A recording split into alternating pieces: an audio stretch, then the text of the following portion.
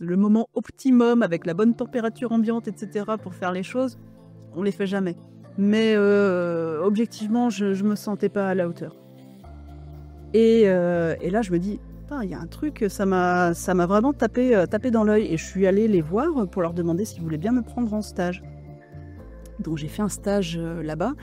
Et à cette époque, le Parlement de Bretagne y avait brûlé. Donc comme l'entreprise Crézé, encore aujourd'hui, travaille avec les Bâtiments de France, c'est eux qui s'occupaient donc de la réfection des ouvrages en fer forgé notamment. De ce que tu nous as expliqué, c'est que en fait tu ne te charges pas, enfin tu fais du design, sûrement les premiers réalisations, et après tu délègues ou c'est d'autres personnes qui vont faire la production. Ouais, en fait j'aime bien travailler aussi en accord avec des gens qui ont d'autres savoir-faire que le mien, ou s'ils ont les mêmes savoir-faire, qu'ils le font à une autre échelle. Et c'est le cas, tu vois, quand tu fais une ligne de mobilier, si tu veux que toutes tes chaises se ressemblent, genre, je sais pas, imaginons que tu as une commande pour un resto, on te demande 60 chaises, faut que tes 60 chaises elles soient toutes elles soient identiques, quoi. Oui. Hello, c'est François. Bienvenue sur Pourquoi, le podcast où je plonge au cœur des décisions qui façonnent nos vies professionnelles. Laissez-moi vous poser une question. Vous êtes-vous déjà retrouvé face à cet instant où tout peut basculer ?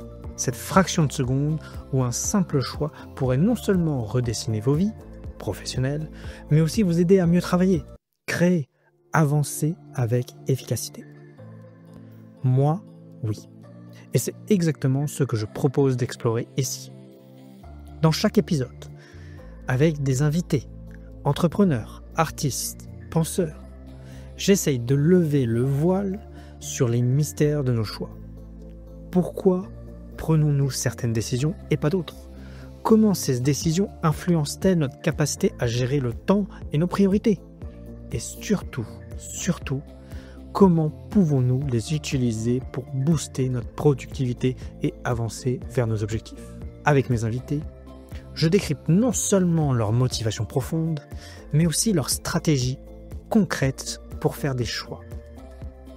Mon objectif ? Vous aider à réfléchir différemment et à trouver vos propres clés pour une meilleure prise de décision. Alors, prêt à plonger avec moi dans cette incroyable aventure ? D'ailleurs, ça m'intéresse, si tu me donneras le nom du podcast, là, j'irai l'écouter. Après, c'était sur une thématique très particulière, c'est collaborer avec les maisons de luxe. Donc, c'est vraiment... Moi, je suis assez ouvert, ouais, mais j'aime bien ça, je suis assez ouvert. J'écoute pas mal de podcasts très différents. J'ai écouté un peu le podcast, comment il s'appelle, celui dans lequel tu as été interrogé, Artisan d'avenir. Oui, mais c'est celui-ci. C'est ça ? Ouais. J'en ai écouté quelques-uns, ça m'intéressait. Puis, moi, je découvre en fait un peu le monde de l'artisanat.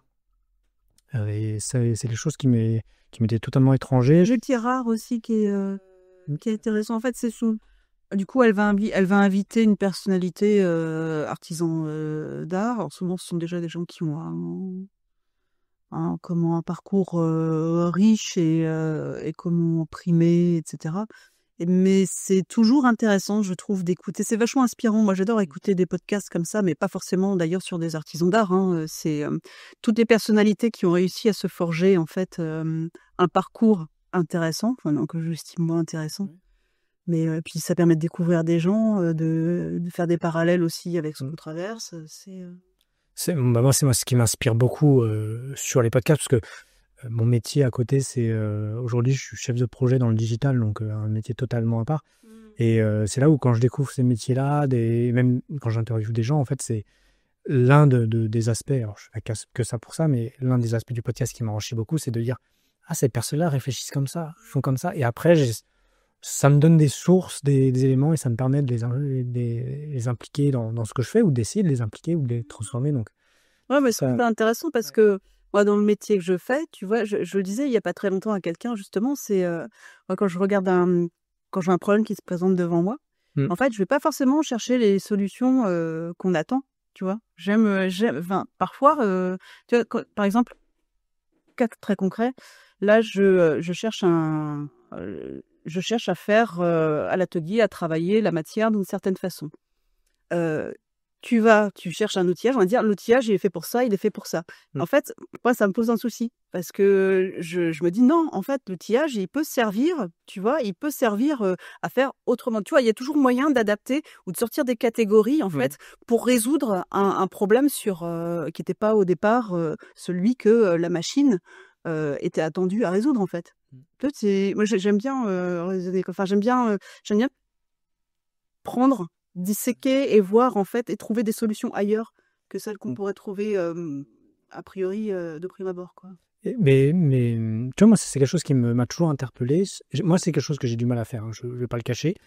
Et je me dis, mais comment, tu vois, comment on fait ça? Comment tu arrives à avoir cette approche, en fait, de dire, ah tiens, ça, je pourrais l'utiliser dans ce sens-là, faire plus ça. Moi, tu me présentes un outil, je fais, bon, moi, ça sert à ça, et puis en faire autre chose. Ouais. Mais après, j'ai travaillé la récup pendant très longtemps. Enfin, aujourd'hui, c'est devenu monnaie courante. C'est dans notre façon de vivre. Mais enfin, on va facilement aller sur de la récup, sur du détournement d'objets, de fonctions d'objets. Voilà, c'est rentré dans les mœurs. Mais moi, je le faisais justement. On en parlait tout à l'heure. Je le faisais il y a une trentaine d'années. Euh, En fait, j'adorais fouiner dans les bennes des industriels, par exemple, tu vois. Ok. Alors à une époque aussi où la revalorisation de déchets n'était pas aussi prépondérante, c'est-à-dire qu'on trouvait, tu trouvais mais vraiment des chutes extraordinaires en fait, vraiment de la matière quoi. Et, euh, et j'ai toujours aimé en fait avoir une espèce de cadre établi, mais qui me permette d'en sortir. Tu vois, c'est de m'appuyer sur un cadre, de me dire, OK, alors là, je trouve, qu'est-ce que j'ai dans ce bac? J'ai des formes, j'ai des épaisseurs, j'ai des matériaux différents, etc., etc. Ça a servi à ça. Voilà, les pièces qui ont été découpées, elles sont parties pour tel projet. Mais ce qu'il en reste, en fait, qu'est-ce qu'on peut en faire? Bon, ça, il y a ça. C'est déjà partir d'une matière au départ qui est vouée au rebut, mais qui peut potentiellement entrer dans la conception d'autres projets, quoi. Donc c'est un exercice que j'aime bien parce que en fait, t'as quelque chose qui t'est imposé et voilà. Et là, c'est t'appuyer, en fait, c'est de chercher les ressorts pour aboutir à quelque chose et qui plus est, essayer de trouver un projet qui est de la gueule, quoi. Enfin, toi, d'arriver à sortir quelque chose qui tient la route. Voilà, il ne s'agit pas de dire, bon, allez, je prends un morceau de scotch, hop là, et hop là, Oui, et j'ai fait un nouveau truc, quoi. C'est pas, c'est d'avoir une réflexion vraiment en amont sur la nature de ce que tu trouves, son aspect, enfin, et sa destination. Ok. Est-ce que t'as déjà, je pense que j'en déduis de ce que tu dis, mais en fait, tu n'as pas vraiment de vision de quand tu récupères des choses, enfin, quand tu récupères des choses, t'as pas de vision de ce que tu veux en faire à terme. En fait, tu te la laisses porter un peu par Alors, la matière ou c'est ça, il y a les deux. pendant longtemps, j'ai eu un travers comme ça, c'est que j'ai récupéré énormément de matériaux. Mais pendant très longtemps, pendant plusieurs dizaines d'années, j'ai récupéré les matériaux comme ça, en me disant ça c'est sûr, enfin, en fait, tu vois, t'as la boîte à idées qui s'ouvre, dire ouais, si, je vais pouvoir faire ça, je vais pouvoir faire ça, hop, tu prends. Et puis en fait, le fait est que dans ta vie, t'es pas tout le temps en train de mettre à profit toutes les idées que tu as dans ta tête, tu vois. Donc les idées continuent, toi tu continues à accumuler, et au bout d'un moment, en fait, tu es complètement submergé. C'est-à-dire que tu peux en effet réaliser certaines choses de ce que tu avais prévu de faire, mais ça devient vite très envahissant, en fait. Et moi, je me suis laissée envahir pendant un moment, et du jour au lendemain, sur tout ce qui est récup, en fait, j'ai coupé net. Ok. Ça a été radical, mais je suis assez radicale dans mes prises de décision parfois. Ouais. Et là, ça a été radical. J'ai vraiment coupé le truc. Avant parce que ça me déclenche plein de questions, donc avant de commencer à parler de tous ces sujets, j'aurais quand même parce que depuis 5 minutes on parle, et je pense que ça intégrera le podcast, parce que je trouve que c'était vachement intéressant, mais peut-être on va revenir aux bases de te présenter, parce que là, Ça va être assez énigmatique pour les personnes qui nous écoutent déjà. Anouchka, je te propose de te présenter. Qui es-tu? Je suis artisan d'art. Ça a été très difficile pour moi de me définir pendant très longtemps, puisque je touche à tout. J'aime autant réfléchir, concevoir que fabriquer. Aujourd'hui, je me définirais comme artisan d'art et designer. Alors, artisan d'art spécialisé dans les métaux. Oui, parce que c'est ça qui est intéressant, c'est que tu travailles avec pas mal de matières, mais notamment du métal.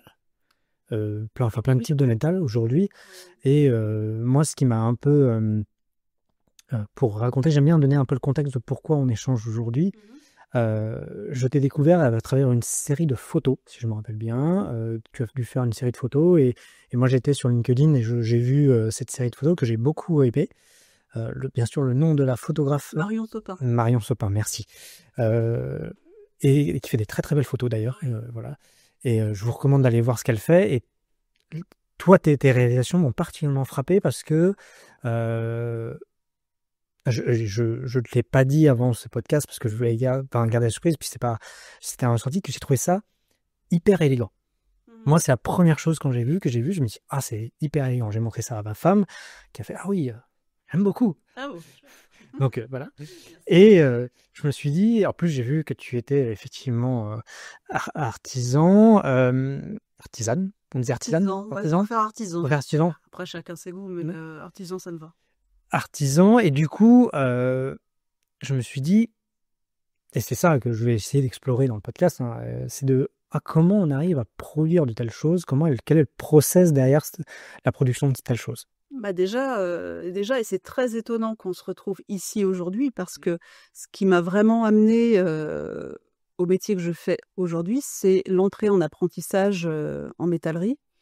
Et il se trouve que ce matin, quelques minutes, quelques heures avant de te retrouver, j'étais de nouveau sur les lieux de cette entreprise qui m'a prise en apprentissage en 1997-98.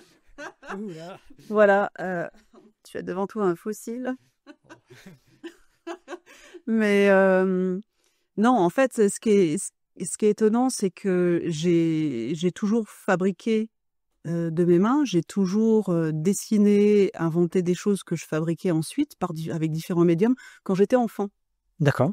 Et puis l'école formatant chacun d'entre nous, on suit le cursus jusqu'au bac pour la plupart d'entre nous, sans vraiment savoir aussi ce qu'on va pouvoir faire plus tard, quoi.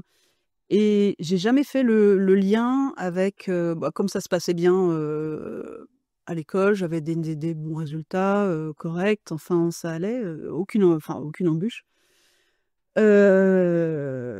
J'ai jamais fait on nous dit jamais en fait, c'est-à-dire quand on a un parcours scolaire qui se déroule normalement, il y a jamais l'ouverture avec le travail de la main qui se fait. Bien que je me souviens quand même qu'au collège, on avait des cours, je crois que c'est encore le cas d'ailleurs, il y a des cours de MT, tu sais, oui, techno, oui, nous on appelle ça techno. Mais je crois que techno aujourd'hui, c'est très tourné vers le digital. Okay. Moi, je me souviens à l'époque, au collège, à Landivisio, dans le Finistère, on avait nos cours de MT avec des sessions qui étaient très différentes. On avait de la cuisine, on avait de la couture, on avait de l'électronique. Et c'était sommaire, hein. C'était sommaire et je pense pas que c'était de taille à réveiller les vocations chez les élèves. Mais bon, ça avait le mérite d'exister. Mais ceci dit, je trouve que c'est quand même dommage de ne pas faire une part plus belle au travail, à l'importance de la main, en tout cas. Voilà, il faut attendre en fait d'avoir un problème, d'avoir des problèmes scolaires. D'être presque, on pourrait dire d'être en échec scolaire. En fait. Ouais, d'être en échec scolaire, je n'osais pas le dire, mais c'est vrai. Je trouve que c'est calamiteux en fait, vraiment. Je te rejoins parce que moi, pareil, tu vois, je te rassure, on ne doit pas être si différent en termes d'âge. Et effectivement, moi, j'ai toujours vu aussi cette progression. Et tu vois, je l'ai regretté à la fin de mes études. Moi, je sors d'un diplôme de droit, donc 5 ans de fac, enfin, c'est même 6 ans de fac, des choses comme ça. Et en fait, je suis sorti là, je me suis presque allé à me dire ah mais je regrette de pas avoir fait un métier manuel. Bon, avec les avantages et les inconvénients que ça a, hein, je ne veux pas idéaliser les métiers manuels en tant que tels. Ça fait de très belles choses, mais aussi c'est des vraies contraintes, il y a des vraies contraintes et des choses comme ça. Et c'est vrai que c'est la réflexion, tu vois, je te rejoins dans la réflexion de me dire, bah en fait, durant toute ma scolarité, j'étais un élève bon moyen, tu vois. Jamais eu de problème à l'école. On m'a jamais dit, tiens, moi j'ai toujours un rêve, c'est de faire de la cuisine. On m'a jamais dit, mais si, tiens, bah, pars dans un CAP cuisine, c'est une potentialité. Non, c'était bac, brevet, bac, master, et puis, licence master, et puis Ouais, tu verras après, quoi. c'est tracé en quelque sorte. Et c'est vraiment, moi je trouve, on n'est pas là pour refaire le système éducatif, mais j'ai l'impression que ça a un peu changé. Tu vois, on en parle, j'ai l'impression, alors je suis plus dans le système scolaire, hein, donc voilà, mais j'ai l'impression que ça a un peu changé. Disons on valorise davantage les métiers manuels aujourd'hui. Je trouve qu'il y a quand même un projecteur qui est placé sur le travail de la main de plus en plus. On va valoriser des métiers comme les miens, hein, c'est certain. Maintenant, il ne faut pas que ce soit que de la vitrine. Voilà. Mais il y a des gens, des associations qui sont actives, je pense, sur le terrain pour proposer des ateliers dans les collèges ou lycées, comment dirais-je, généraux, en fait. Mais je pense que c'est nécessaire, il faut de l'ouverture à ce niveau-là. Et il y a aussi, tu vois, hier, on regardait avec ma femme Top Chef. Il y a aussi des émissions grand public. Alors, c'est vrai que c'est très tourné autour de la cuisine. Il y a d'autres choses, mais c'est très tourné autour de la cuisine. Mais tu vois, toute cette scène-là sur la cuisine, regarde Top Chef, ça existe depuis une vingtaine d'années, je pense. Je pense que les métiers de la cuisine ont contribué vraiment à remettre le travail de la main sur la table. Vraiment. Et toi, pourquoi tu es parti en métallurgie? Alors, en métallerie. En métallerie. Déjà, j'étais en fac, en fait, à Rennes 2. C'était clairement pas pour moi parce que, peut-être tu l'auras compris comme j'ai pu le dire auparavant, j'ai besoin d'un cadre. J'ai besoin d'un cadre pour pouvoir déborder, en fait. Sinon, si j'ai pas de cadre sur lequel m'appuyer et des contraintes, ça marche pas. Enfin, ça peut marcher, mais c'est plus chaotique, quoi. Et donc, en fait, Rennes 2, c'est clairement... voilà, c'était... Sauf que en même temps, ça a été rapide, puisque j'ai très vite vu que c'était pas pour moi. Et à cette époque-là, je pratiquais la photo argentique, qui n'était qu'argentique, hein, le numérique n'existait pas. Et je voulais faire du photojournalisme, en fait. Donc, capter l'essentiel comme ça dans des scènes fortes. Travailler, je développais mes images, donc j'aimais déjà ce rapport à la lumière. Et puis un jour, clairement, je me suis dit, toujours radical, ça s'est vraiment fait dans la seconde. Je me suis dit non, en fait, je pourrais pas. Je pourrais pas. Je me suis retrouvée à suivre un papy dans la rue. Et je me suis dit, mais qu'est-ce que tu fais, en fait? Enfin, j'ai eu, c'est comme si je me voyais de l'extérieur, en fait. J'ai eu une espèce de vision de moi de voyeur, et ça m'a fortement déplu. Je me suis dit que c'était pas du tout en accord avec mes valeurs. Et je me suis dit, jamais je pourrais, en fait, jamais je pourrais être témoin derrière mon viseur, en fait, à être là, à jubiler, à choper l'image forte, quelle que soit la scène qui peut se passer devant moi, en fait, quelle que soit la vulnérabilité des gens et tout. Enfin, donc, bref, ça m'a foudroyé d'un coup. J'ai dit non, je pourrais pas, je ne ferai pas ça. Ceci dit, aujourd'hui, je continue à travailler, à faire de la photo pour mon plaisir ou pour poster sur mes réseaux. Tous les jours, je fais des images, mais ça n'a rien à voir, c'est pas mon métier, quoi. Et donc voilà. Et donc photo, non, next, trouver autre chose. Et j'étais en stage. On était plusieurs, plusieurs jeunes d'une vingtaine d'années à réfléchir à notre avenir, n'est-ce pas? Qu'est-ce qui nous convient? Qu'est-ce qu'on peut bien faire dans la vie? Et puis je tombe, en fait, à la lecture, je tombe sur un article sur l'entreprise Crézé. Donc ferronnier d'art, compagnon du devoir, installé à Saint-Jacques-de-la-Lande. Et je me dis: «Putain, ça a l'air top ce truc-là». Enfin, je veux dire, là, en fait, c'est le vraiment, pour le coup, parce que la photo, on n'est pas dans le travail manuel, si on pourrait peut-être s'en rapprocher, au moment du développement, en chambre noire, mais bon, tout est relatif. Et là, je me dis: «Putain, il y a un truc, ça m'a vraiment tapé dans l'œil», et je suis allée les voir, pour leur demander s'ils voulaient bien me prendre en stage. Donc j'ai fait un stage, là-bas, et à cette époque, le parlement de Bretagne y avait brûlé. Donc comme l'entreprise Crézet, encore aujourd'hui, travaille avec, les Bâtiments de France, c'est eux qui s'occupaient donc de la réfection des ouvrages en fer forgé notamment. D'accord. Et donc pendant ce stage-là, je me souviens tout à fait, j'avais, façonné une boule, une sphère comme ça, et puis la semaine est passée très, très vite, et je me suis dit: «C'est bien quand même». Enfin, je découvrais, je découvrais un atelier, mais je connaissais, ceci dit, quand même l'ambiance. Je savais ce que c'était qu'un atelier de fabrication, puisque, mes parents travaillaient en menuiserie aussi, donc c'était pas complètement, comment dirais-je? C'était pas complètement éloigné. En tout cas, j'étais assez familière de cet univers-là. En revanche, le travail des métaux, c'était vraiment nouveau, quoi.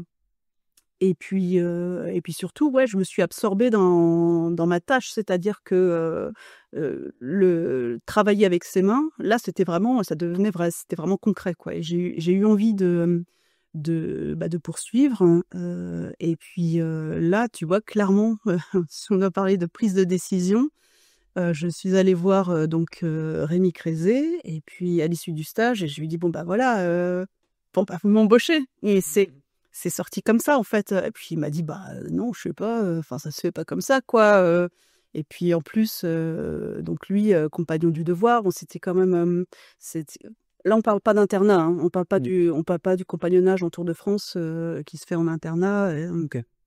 mais ceci dit, lui, il continue à accueillir des compagnons, et c'est quand même un fonctionnement très particulier qui fait pas non plus, place, aux femmes, quoi. Et puis j'ai insisté, en fait, j'ai insisté, et là, quelque part, je me suis sentie, en fait, je sais pas, en fait, il y a un truc qui a pris le dessus sur moi, c'est-à-dire que j'ai pas eu conscience des mots que j'ai pu, dire pour pouvoir le persuader. C'est-à-dire que je lui ai dit: «Bah, écoutez, c'est pas très grave, je vais camper devant chez vous, jusqu'à ce que vous signiez le contrat, d'apprentissage». Et elle m'a dit: «Bah, ouais, OK, bon, je sais pas ce que je fais, mais bon, on va essayer, quoi». Et c'est après je me dis: «Mais pourquoi t'as sorti ça, en fait?» C'est sorti, tu vois, c'est sorti, d'un coup. Donc là, je pense que, ouais, il y a un truc qui m'a poussée hors de moi, en fait, La à conviction ou vouloir, ouais, je sais pas, à vouloir vraiment, travailler, là-bas. Et donc voilà, c'est parti. Après, j'ai fait mon apprentissage, chez lui, et puis, en revanche, après, j'avais pas vocation à travailler dans le bâti, tu vois? Pour le bâtiment. d'accord. Il y a vraiment cet aspect artistique, qui me taraudait. D'ailleurs, pendant que j'étais en apprentissage là-bas, je fouillais dans les bennes, je récupérais des chutes et des machins, et puis, et je commençais déjà à réfléchir tu vois, à élaborer une série d'objets. Donc en fait, je travaillais, à l'élaboration de, tu vois, une petite série de, j'en sais rien moi, des vases, des coupes, des trucs comme ça. Et très tôt, en fait, j'ai enchaîné, mais bon, vraiment, j'ai racheté un camion, à mon oncle, enfin c'est, 500 francs à l'époque, enfin c'était vraiment une misère, mais enfin en même temps, c'était vraiment un taudis. Et puis je me suis dit: «OK, bah, je vais fabriquer des trucs avec ce que je trouve dans les bennes, et puis je vais faire les marchés». Enfin, tu vois, Ouais. c'est vraiment, j'ai souvent pris des décisions comme ça, heu, dans l'élan. Tu vois? Il y a Mmh. vraiment un élan Sans qui m'a poser trop de sans me questions. poser trop de questions. Je veux dire, après tout, c'était simple, tu vois? Tu t'achètes un véhicule pas cher, les marchés, bon, tu es en Bretagne, les marchés en Bretagne l'été, Les ça te attrapes. plaît, et puis tu apprends, quoi, en fait, tu vois? Mmh. Et puis, en fait, ça a été vraiment hormis quand j'étais gamine et que j'étais ado, que je fabriquais des choses et que j'allais déjà les vendre aux voisins ou Mmh. pendant les fêtes de famille, Oui, donc il y a où là je confrontais, ma production, ma modeste production, à mon entourage. Là, bon, ça reste modeste, mais c'était un cran au-dessus, donc à produire des choses et à les présenter à des gens que je ne connaissais pas et voir si éventuellement il était possible de gagner de l'argent avec, en fait. L'ébauche de ce que je fais aujourd'hui, c'est ça, hein, c'est, Et il y a 2 choses sur lesquelles je voulais, revenir. C'est, depuis le début, tu parles de, tu me dis: «Moi, je prends des décisions, je suis très radical dans mes décisions». Très, ça m'arrive, pas tout le temps. ouais, d'accord. Pas tout le temps. Non, mais j'ai un aspect aussi, fonceur, oui. D'accord. Et justement cette, tu me parles des marchés, des choses comme ça, des que tu l'as fait un peu en je vais dire au fil de l'eau, emporté par le courant dans le sens où j'entends, ça t'a semblé logique, mais tu me dis que ça c'est depuis l'enfance. D'où est-ce que toi tu as identifié un peu d'où ça vient ce besoin de faire des choses, d'aller les vendre, d'enchaîner les choses qui aujourd'hui peuvent paraître logiques, mais qui à l'époque, on va se dire, bon, tu rentres dans un apprentissage, tu peux faire des choses un peu à côté, mais d'aller les vendre sur un marché, c'est plutôt atypique. Oui, mais je crois que j'ai un fonctionnement atypique de toute façon. Mais, je sais pas, je sais pas. Moi, j'étais une gamine assez solitaire, je le suis toujours, en fait, hein, mais, et donc je sais pas, j'étais dans mon coin, je produisais des choses, je Ça te semblait logique? ouais, je sais pas, de construire, d'inventer, de dessiner, et puis après de les matérialiser, quoi. Mmh. Et Et en fait, si je te coupe parce que si je sais pourquoi j'allais les vendre, parce que comme j'adore la musique, je suis une fan de musique, je suis tout le temps, la tête dans la musique, ça me permettait d'avoir des sous pour acheter des 45 tours, des 30. ah, Il y avait une finalité il y avait une finalité. oui. Non, mais c'est intéressant aussi que le besoin t'amène à faire des choses qui, on va dire, non, enfin, te pousseraient pas tu le ferais pas si tu n'avais pas besoin de cette finalité, en fait. Bah, Donc c'est intéressant. je sais pas, mais en tout cas, je me souviens, tout à fait, j'avais mes petites pièces de 2 francs, 5 francs et 10 francs. Ah bah, ça me permettait voilà, j'avais mon tourne-disque dans ma chambre avec toute ma collecte de disques et puis après voilà, tu grandis, tu es une fille, bah, je sais pas, tu as envie d'acheter du maquillage, tu envie ça me permettait de faire des cadeaux aussi. J'aime beaucoup faire des cadeaux, donc j'achetais, voilà, des trucs je sais pas, pour mes parents, ouais, c'était chouette, quoi. Ouais. Et Finalité, ouais. il y a une finalité effectivement. Une fois que tu as fait ce compagnonnage, on parle de compagnonnage. Non, Non, non, parce que le terme de compagnonnage, c'est vraiment destiné quand tu es itinérant. aux compagnons, c'est-à-dire D'accord. ceux qui vont, voilà, qui vont rentrer qui rentrent en compagnonnage, quoi, et puis qui font le Tour de France. Et quand est-ce que tu as fait un peu cette bascule je suppose que tu es resté, tu as fait ton c'est pas un stage, c'est, tu as été, enfin, Un apprentissage. ton apprentissage, merci. Ton apprentissage avec cette entreprise. Est-ce que cette bascule de ce que tu fais aujourd'hui qui est, bah, tu me corriges, hein, si je le décris mal, mais plutôt moi, d'un point de vue artistique, une approche très artistique de ton métier. Et tu me disais déjà que tu fabriquais sur ton temps libre des choses un peu plus, des vases, des choses comme ça. Est-ce que tu as eu cette bascule immédiate tout de suite après ou il a fallu encore quelques années? Bah, à l'issue de mon apprentissage, j'avais passé je voulais rentrer dans une école d'art, en fait. D'accord. Parce qu'avant de faire cet apprentissage, donc au moment où j'étais dans la photo et cetera, je m'étais dit: «Pourquoi pas tenter les beaux-arts?» à Rennes. Je m'étais inscrite au concours et je suis jamais allée au concours, en fait, au concours d'entrée. Je pense que je me sentais pas assez, je me sentais pas à la hauteur, en fin de compte, donc j'y suis pas allée. Mmh. Voilà.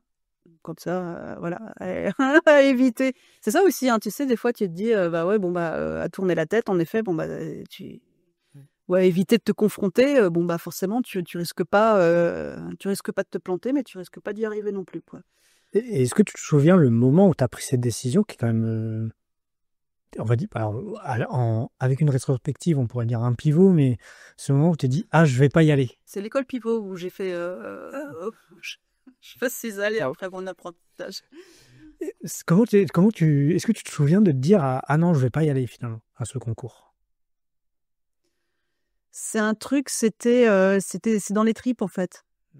Tu vois, là, c'est dans le ressenti. Alors, je pense que j'avais pas confiance en moi. Objectivement, je savais pas dessiner. Ouais, j'avais pas tous les éléments. Alors, en effet, après, on peut se dire, si on attend vraiment le moment optimum avec la bonne température ambiante, etc., pour faire les choses, on les fait jamais. Mais objectivement, je me sentais pas à la hauteur. Voilà, c'était dans les tripes, je me sentais pas, voilà. Et ce sentiment d'imposteur, il peut perdurer, hein, dans différents aspects, puis tout au long de la vie aussi. Mais là, particulièrement, je dis non, les beaux-arts, c'est pas pour moi. Mais malgré tout, j'ai quand même suivi des cours du soir en histoire de l'art. Ok. Voilà. Mais Ça- pas en création, quoi. Après le diplôme, ça n'empêche pas de faire des belles choses ou de faire des choses très artistiques. T'en es la preuve. Tu sais, le fait d'avoir suivi ces cours du soir en histoire de l'art, ça m'a amené sur les courants architecturaux. Et je pense que aussi d'avoir suivi ces cours du soir en histoire de l'art, ça m'a amené à découvrir l'art nouveau, ça m'a amené à découvrir l'art déco, et ça m'a amené au travail du métal, en fait. Tu vois, quelque part, il y a quand même une toile qui se tisse avec ces différents points. Rencontre avec l'art, la rencontre avec cette matière en stage, tu vois. Il y a des choses il y a une trame qui se dessine. Effectivement, ça a dû te nourrir pour apprécier ton artisanat, en fait. Enfin, pas apprécier, mais pour développer ton artisanat, justement. Après, moi, je consomme énormément de livres. Je suis vraiment férue aussi de méthodes de méthodes de travail. J'adore regarder ce que font les autres. C'est toujours très intéressant de s'appuyer dessus. Enfin, ça nourrit de toute manière, quoi. Et c'est ce qui m'a amené, en fait, après, tu vois, à l'issue de l'apprentissage, à reprendre des études en design. D'accord. Voilà. Ok, donc en fait, tu as aussi beaucoup enchaîné. Tu me parles de cours de soir, d'études en design.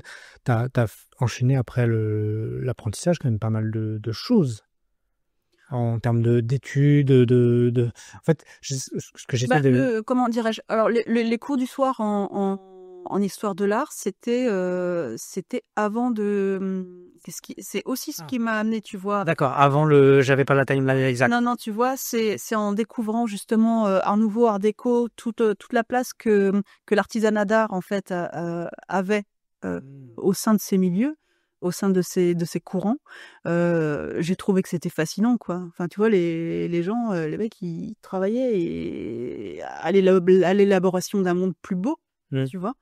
Et là, clairement, il y a ce lien. Et c'est là aussi où je me suis dit, le Beaux-Arts, finalement, c'est peut-être pas plus mal que j'y suis pas allée en tant qu'élève, parce que ça m'a amené à avoir un rapport concret avec l'artistique, tu vois, et utilitaire aussi. Je pense que c'est ce qui nous relie tous, les artisans d'art. Enfin, je veux dire, il y a artisans, quoi. On est là pour produire de l'utilitaire, pour produire quelque chose vraiment qui s'inscrit dans notre environnement, dans notre habitat, qui est confronté à nos usages, à nos usages de vie, quoi. Ça, c'est important. Je vais revenir sur un mot, et d'ailleurs tu l'as dit tout au début, quand tu t'es présenté, tu as dit, tu as eu pendant tout un temps du mal à te définir, on va dire, mais tu as utilisé le mot d'artisan. Et là, tu viens de prononcer un mot qui est artisan d'art. Quand moi j'ai été sur ton site pour voir les choses aussi, j'ai vu que tu fais des expos, des choses comme ça. Et il y a presque un côté artiste. Et j'aurais aimé avoir ton approche un peu sur toi, ton appréciation de l'appellation artisan, artisan d'art, artiste. Ouais, là, tu vois, c'est clairement ce qui m'a... je trouve que c'est tellement difficile de se définir, et en même temps, est-ce qu'il le faut vraiment? Oui. Bah, ceci dit, si, enfin, il le faut si tu entends participer à des concours, etc. Enfin bon, où les catégories sont de mise. Et artiste pendant très longtemps, c'est pareil, je me sentais pas apte à porter cette étiquette ou cet étendard en fait. Sauf que aujourd'hui, c'est l'image qu'on me renvoie aussi. En fait, quelque part, ce sont les regards extérieurs qui font mon image aussi, Oui. tu vois. Artisan évidemment, puisque bon, dès lors que comment dirais-je, que tu conçois quelque chose, que tu mets en application, que tu le fabriques avec ta main, tu utilises des matériaux, des machines, etc. Enfin, des outils, je veux dire, pardon. Tu mets en œuvre une conception, bon bah t'es artisan. Mmh. Ah, c'est vraiment, oui, je pense que la mise en œuvre concrète d'une conception, c'est vraiment la définition, quoi. Après, moi, tout ce qui m'intéresse, c'est aussi la conception. C'est pour ça que j'ai fait des études en design aussi, parce que j'aime comprendre comment sont fabriquées les choses. Tu vois, j'ai déjà eu à travailler sur des micros, quand je me penche sur ça peut être des choses complètement différentes, quoi. Tu vois, c'est pas que du mobilier, c'est pas que des objets déco. Euh, ça touche à tout notre environnement. C'est pour ça que j'ai voulu faire du design et apprendre à dessiner aussi, parce que je dis objet, je dessine vraiment comme un pied. Et, euh, et voilà. Et en fait, tout ça s'entremêle. Je veux dire, le design, c'est quoi? La définition du design, c'est la conception. Euh, Après, tu conçois, toi, il y a conception et conception. Qu'est-ce qui va faire que telle conception va avoir un aspect beau ou va revêtir un aspect artistique? Voilà, et ça veut dire que tu as une dimension tu peux avoir une dimension technique puisque tu l'as conçue, mais ça veut dire que tu as une sensibilité artistique qui vient s'installer là-dedans, en fait. Euh, Après, le fait de le produire, c'est encore autre chose. T'es artisan, hein, c'est encore autre chose. Mais pour moi, c'est difficile de mettre une étiquette. Tout ça s'entremêle, en fait. Surtout, alors je pense qu'il y a il y a pour des personnes, c'est très clair, et j'ai rencontré des personnes qui me disent, moi je suis artisan ou artiste, et qui se définissent Ouais, bien parce qu'ils ont ils sont concepteurs, tu vois. ou concepteur. Hein. Mais c'est vrai que ce que j'ai un peu l'impression, enfin, tu vois, tu disais que c'est les autres qui te définissaient, enfin, à travers les yeux des autres. Ouais. Et c'est vrai que moi, quand je vois ce que tu as, pour la connaissance que j'ai, hein, donc ça veut dire une connaissance à travers le site internet, en fait, je vois des choses très fonctionnelles comme des chaises, comme des meubles, des choses comme ça. Et à l'autre opposé du spectre, je crois que j'ai vu des réalisations de fleurs en métal. Mhm. Bon, ça peut faire une très belle décoration. Je suppose que ça fait une très belle décoration d'une maison, mais il n'y a pas de vocation fonctionnelle derrière. Non. Voilà. Et c'est là où je me dis, on tombe peut-être plus sur le côté artistique, et je trouve ça très intéressant, en fait. Ouais, ouais, mais je crois que ce côté artistique aussi, comme j'ai eu du mal à l'accepter. Enfin, je crois qu'en fait aujourd'hui, il faut enfin voilà, ça sort de lui-même en fait, tu Ouais. vois, quelque part. Donc, oui, il faut que je l'assume et puis ça devient de plus en plus important dans la Mm. production, je pense. Et ça m'amène à la question qui est, euh, comment tu approches tes réalisations? Alors, je suppose qu'il y a deux aspects quand tu dois faire justement de la conception ou quand tu as un projet peut-être plus artistique. Est-ce que tu peux nous plonger un peu dans, alors je vais utiliser le terme de process, mais dans le process de création de ces choses-là, soit au niveau, pas forcément production, parce que je crois que tu fais pas non plus beaucoup de production à la chaîne, tu fais plutôt des séries limitées ou des choses comme ça.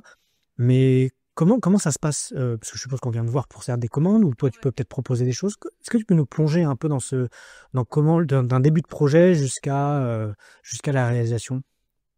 Dans les projets, il y a soit bon, les gens viennent me voir avec un brief en fait. Mm. Mais ce brief, il est soit très défini, soit complètement flou, quoi. Mais dans les deux cas, moi, je commence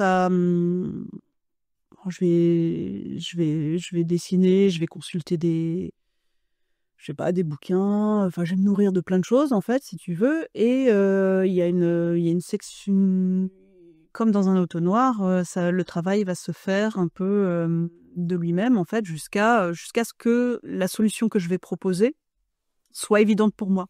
C'est-à-dire qu'il faut qu'elle soit complètement cohérente avec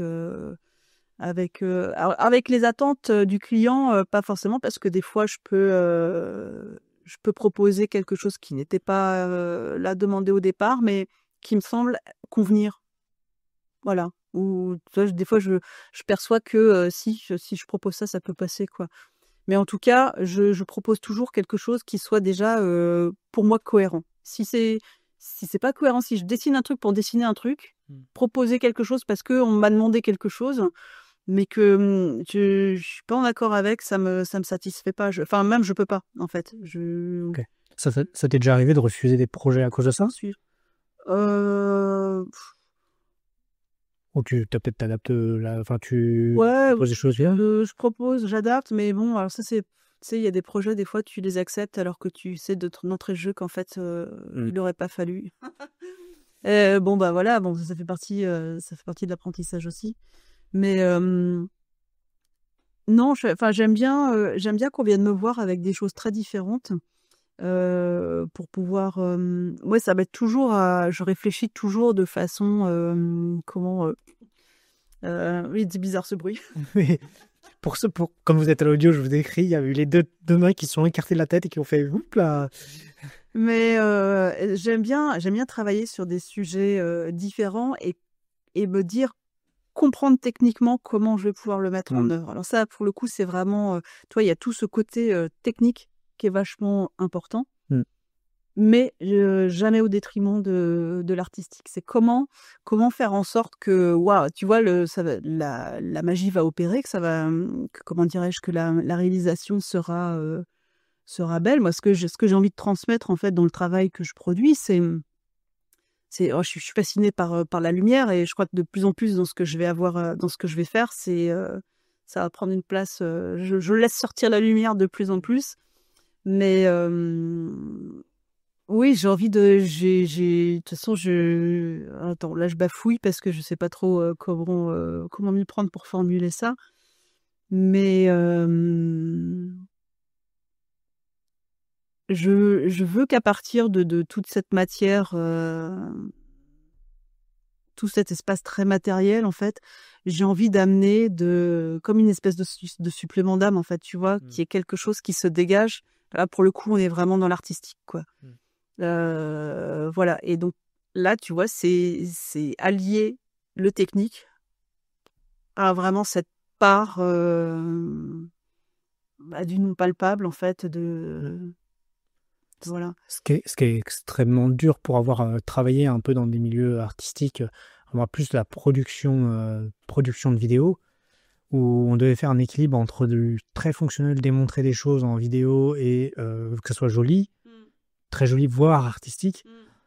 Là, faire recouper les choses, c'est compliqué. Je vais utiliser juste le terme compliqué mais je comprends un peu ce que tu veux dire. Tu vois, c'est difficilement, c'est difficile de le caractériser parce que il y a des gens qui sont excellents techniquement. Tu vois, qui vont te produire des choses, tu te dis, oh, putain, ça tient, tu dis, ouais, ça claque, ça tient la route, c'est balèze, quoi. Mais, pour autant, est-ce que ça va te toucher? Tu vois? Ça relève de quoi? Tu vois? C'est cette part artistique là. Qu'est-ce qui va faire que ça va toucher les gens? Tu vois? On sait pas d'où ça sort, ça. Je vais faire le parallèle avec un tableau où il y a des gens qui vont être, notamment l'art contemporain, où il y a des gens qui vont être ébahis par un tableau avec des taches et d'autres vont dire bah c'est juste des taches. Ouais. C'est extrêmement, c'est une notion extrêmement compliquée à chercher en fait. Mais moi, ce que je veux, c'est toucher les gens. C'est pas par leur intellect, c'est vraiment, quelque part, c'est les frapper au cœur, en fait. Je pense que je vais travailler de plus en plus en ce sens. Vraiment, ouais, comme une espèce de, c'est ma quête. Et Quand parce qu'en fait, pour expliquer un peu, tu travailles aussi beaucoup avec des structures très différentes. J'ai noté, tu travailles avec les boutiques, tu fais de la décoration, tu travailles avec de l'hôtellerie, enfin, des restaurants, des choses comme ça, et des choses très diverses. J'ai cru voir des plats, j'ai vu des éléments de décor, enfin des choses comme ça. Je vous invite, si vous voulez avoir des visuels, d'aller voir notamment sur ton site tout ce qui est Instagram, enfin tout ce qui est tous les réseaux. Et c'est, il y a deux questions moi qui me, tu dois avoir des demandes très différentes. Et après j'aurais une autre question, Tu dois avoir des choses très différentes. Parce que tu disais que tu aimes bien les projets très différents, mais ouais, parce qu'intellectuellement je trouve ça intéressant. ouais. Mais ça doit être des vrais exercices, de création derrière. Ah bah ouais, et puis de conception. Ouais. Et puis d'approche d'univers très différents. Mais c'est ça qui est super. C'est en fait, tu es confronté à quelque chose que tu vois, tu as un gros point d'interrogation au départ. Et puis tu as envie de savoir. Tu vois, tu as la curiosité de t'intéresser à l'univers de la personne qui vient te voir. En fait, tout le contexte, quoi. Il faut comprendre aussi, toi, je suppose que tu as une grosse mission où tu dois comprendre ce que veut la personne, mais dans quel contexte et dans Ouais, quel en approche. général, ils veulent un effet waouh pour pas cher. Non, mais j'exagère. Non, j'exagère. J'exagère. Mais bon, très souvent, c'est ça. Et tu vois, tu parlais de lumière tout à l'heure, et c'est pareil. J'ai trouvé, en fait, sur ton site, tu as un onglet qui est Inspiration, Oui, et il n'y a que de la nature. ouais. Et j'ai trouvé alors pas que ce soit pas naturel, mais ce rapport métal-nature très intéressant, en fait. Ça vient d'où cette inspiration? Alors c'est peut-être du moment, mais Ouais, très... alors, je vais te dire d'où ça vient. Et puis en plus, là, le projet dans lequel je travaille, pour lequel je travaille aujourd'hui, c'est complètement la rencontre la rencontre de la nature et du métal. Donc c'est vrai. Ok. Et pour moi, je pense que c'est vraiment, alors c'est un nouveau chemin qui se dessine petit à petit, qui me plaît énormément, et je pense que je vais adorer l'emprunter. Et je pense que je vais pas mal l'arpenter celui-là. Et bah non, mais la nature, parce que j'en ai besoin en fait. Aujourd'hui, je pourrais pas habiter en ville. Ok. Je peux pas. Je pourrais pas. Tous les matins, je vais marcher tôt le matin. Enfin, j'ai toujours été très sensible, mais comme beaucoup de gens, je veux dire, à la lumière du lever ou la lumière du coucher, qui sont les plus belles. J'habite en campagne, j'habite au bord de l'eau. Enfin, chaque jour, chaque lever de soleil me fait apparaître cette nature, ce cadre différemment, en fait. Mais je veux dire, moi, un rien me procure me procure une sensation puissante et étoffée, quoi. La ville, j'ai pu la chercher. Je suis finistérienne, donc toi, j'ai grandi à la campagne, et puis je suis venue à 18 ans, quand j'ai eu mon bac, je suis venue à Rennes chercher la grande ville. Oui. Bon, voilà, enfin, je veux dire, il y a des phases dans la vie, tu vois. Bon, ouais, ok, je suis allée à Rennes, après je suis allée à Nantes. J'ai jamais voulu, par contre, aller vivre à Paris. Ok. Potentiellement, ça a pu être un frein dans le développement de mon activité, puisque ça se fait beaucoup par réseau aussi, et que quand on est à Paris, les choses sont facilitées. Mais je ne regrette pas du tout ce choix, parce que c'est pas fait pour moi. Et de plus en plus, tu vois, tu me posais la question tout à l'heure, si je venais souvent à Rennes. Non, bah, je suis très bien où je suis, en fait. Et je viens à Rennes. Bah, si, bon, bah, ça me permet de rencontrer des gens, donc c'est chouette. Oui, Mais en tout cas, la ville en tant que telle, Ouais. avec son agitation permanente ou presque, bof. J'ai besoin, en tout cas, j'ai besoin du contact apaisant de la nature, et en tout cas de m'abreuver de la lumière, quelle que soit la saison. Enfin voilà, c'est très important pour moi. Ouais. Ouais. Puis si c'est aussi une source d'inspiration, comme tu disais, que tu aimais beaucoup la lumière, tu voulais que tes réalisations laissent passer la lumière, si je reprends bien tes mots, Ouais, ouais, ouais. c'est que c'est important. Donc, Non, puis c'est génial, je veux dire, tu vois, tu l'arrivée du printemps, je veux dire, si tu fais pas gaffe, enfin, peut-être il y a plein de gens qui s'en foutent, je veux dire, de voir, la première petite fleur, s'ouvrir, tu vois? Mais enfin, je trouve que waouh, c'est fabuleux, quoi, et puis c'est un marqueur du temps aussi. Enfin, moi ça me ravit, en tout cas. Donc voilà, je vais cueillir mes pissenlits, c'est une base de travail, ouais, d'inspiration, de travail et puis, d'apaisement. ok. Je vais passer du côté un peu plus business, parce que c'est aussi un aspect que je trouve qu'on oublie trop souvent quand... Oui, vas-y, je t'en prie. Non, j'y pensais parce que, donc le projet sur lequel je travaille aujourd'hui, Oui.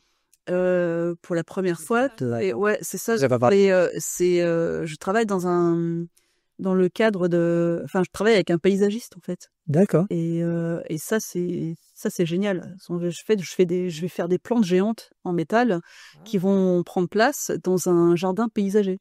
Ok. Donc Est-ce que tu peux nous dire à peu près où ou pas? oui, oui, bien sûr, si, c'est un projet, c'est un chantier qui est en cours à Saint-Malo et donc c'est pour le Grand Hôtel de Courtoisville, D'accord. Alors, j'arrive pas à le situer, mais oui. qui est quasiment en front de mer, donc là techniquement, voilà, Ah oui. c'est Alors, tu me corrigeras, mais mer et métal, souvent, font pas bon ménage. Mais oui. ça doit ça dépend peut-être des métaux. Après, Ouais, bah là justement, bah là, les métaux que je vais employer sont, bon, sans être trop technique, c'est de l'inox, 316. En fait, c'est une qualité d'inox, qualité marine, en fait. ok.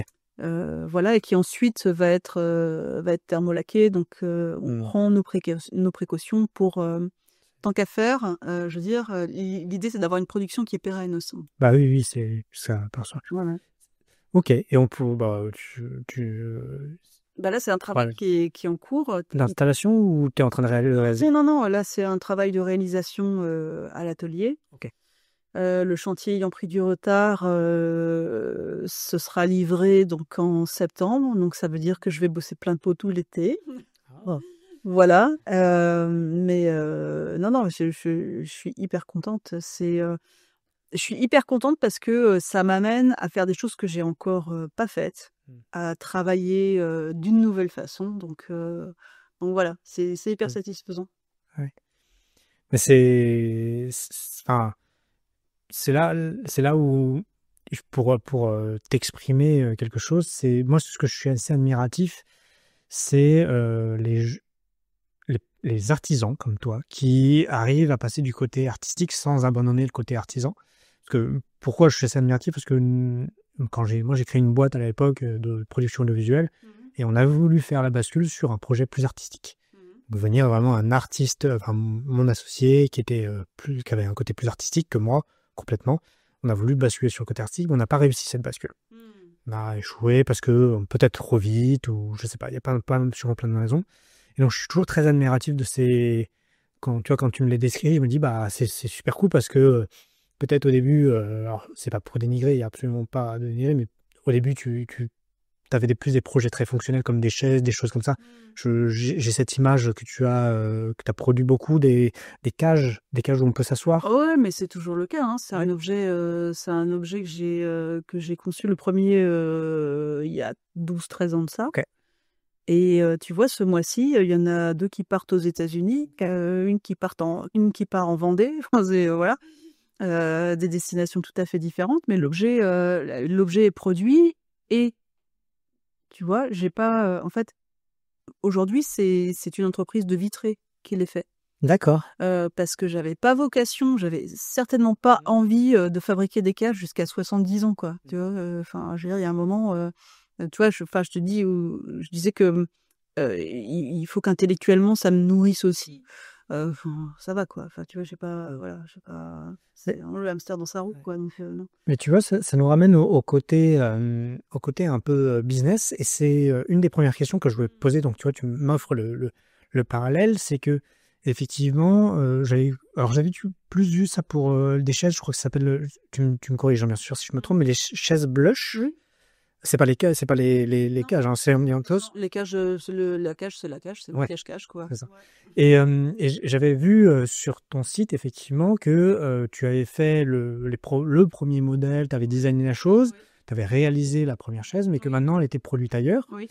Et c'était une de mes questions un peu sur le côté business, et que je comprends mieux maintenant avec ce que tu nous as expliqué. C'est que en fait, tu ne te charges pas, enfin, tu fais du design, sûrement les premiers Mm. réalisations, et après tu délègues ou c'est d'autres personnes qui vont faire la production. Ouais, bah ouais, en fait, j'aime bien travailler aussi en accord avec des gens qui ont d'autres savoir-faire que le mien, ou s'ils ont les mêmes savoir-faire, qu'ils le font à une autre échelle. Et c'est le cas, tu vois, quand tu fais une ligne de mobilier, si tu veux que toutes tes chaises se ressemblent, genre, je sais pas, imaginons que tu as une commande pour un resto, on te demande 60 chaises, bah, faut que tes 60 chaises, elles soient toutes elles soient identiques, quoi. Enfin, construire une chaise, c'est compliqué. C'est un objet qui est très complexe. Et celle que j'ai faite là, il y avait quand même des difficultés à relever qui étaient pas minces. Et si moi, en effet, j'ai fait le premier exemplaire, parce qu'au départ, c'est pour ça qu'elle s'appelle Blush, c'était une commande, c'était un exemplaire au départ pour la boutique du même nom qui était à Rennes, rue du Chapitre, et qui n'existe plus aujourd'hui. Mais là, tu vois, le brief, si on revient au brief du client, c'était donc Blush étant une boutique cosmétique beauté. Il fallait que quelqu'un puisse prendre place dans cette chaise et ne souffre pas de sa position assise le temps qu'elle se fasse maquiller, par exemple. Donc, tu vois, ça peut prendre un peu de temps. Donc, il faut évidemment il faut, de toute façon, voilà, il faut qu'une chaise soit confortable, quoi. Je veux dire, sur le marché, aujourd'hui, il y a des tas de chaises qui sont absolument pas confortables, qui ont peut-être été signées par des grands noms, etc., mais qui sont jolies dans les magazines, mais qui sont pas confortables. Et c'est une hérésie, je veux dire, faire une chaise qui est pas confortable, ça n'a... On va dire ça dépend de la fonctionnalité, si c'est que pour la déco. Oui, non, mais bon, Mais c'est plus une chaise. c'est plus une chaise, quoi, tu vois. Et bon, là, c'était, en l'occurrence, je pouvais pas faire l'impasse sur le confort, c'était évident. Et il fallait que cette chaise aussi, comme il y avait déjà un siège-cage dans cette boutique, il fallait esthétiquement, que la chaise se rapproche aussi de l'esthétique de cette cage. Et moi, dans mon esthétique, c'est vrai que je travaille beaucoup le fer rond, donc les sections rondes, donc qu'on va retrouver évidemment dans les barreaux du siège-cage, qu'on va retrouver, que j'ai décidé d'utiliser aussi pour façonner le dossier de cette chaise. Or, souvent, le mobilier métal fait partie de ce mobilier qui n'est pas très confortable. Et ça a été donc voilà, donc moi le dossier, ouais, je l'ai fait sur mon dos pour m'assurer vraiment que le but était atteint en termes de confort, parce que l'esthétique on l'avait, c'était raccord avec ce que j'avais déjà fourni. Et voilà. Et en fait, cette chaise, elle a beaucoup plu, tant par l'aspect que par le confort, justement. Et c'est là où je me suis dit, bon, ce serait intéressant de se pencher sur sa fabrication, du coup, de fabrication en série. Mais là, ça dépassait clairement mon cadre d'artisan solo, quoi. Faire industrialiser ou semi-industrialiser quelque chose, ça nécessite de trouver le bon partenaire. Ça nécessite de mettre au point les process aussi, parce que tu ne travailles pas de la même manière quand tu fais un exemplaire avec tes outils que quand tu industries. Enfin, c'est vraiment, enfin, tout est c'est un process en soi. Je veux dire, industrialiser un objet, on le fabrique pas de la même manière que ce qu'il a été fabriqué. Donc, il faut tout reprendre. Il faut faire un prototype. Il faut faire même plusieurs prototypes jusqu'à arriver au produit souhaité, quoi. Ça, c'est un temps de développement qui est long et coûteux. Et pourquoi, à ce moment-là, tu n'as pas pris la décision qui était pour moi l'autre pendant, c'est de dire je recrute du monde et je m'industrialise moi. Ça, non. C'est non direct. Parce que quand tu commences à envisager une autre échelle comme celle-ci, ça veut dire investir en termes de machines et investir en termes en effet, de masse salariale et j'ai pas envie de ça, du tout. J'ai absolument aucune envie de me coller des crédits sur le dos pour acheter des grosses bécanes.